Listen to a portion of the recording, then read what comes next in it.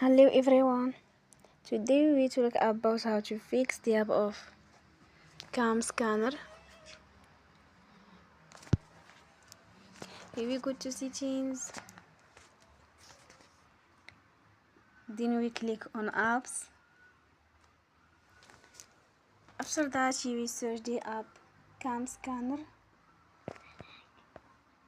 and you will click the wheel on for stop.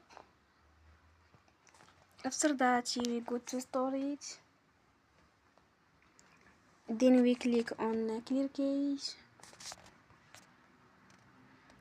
You will go to Play Store and you will update your app.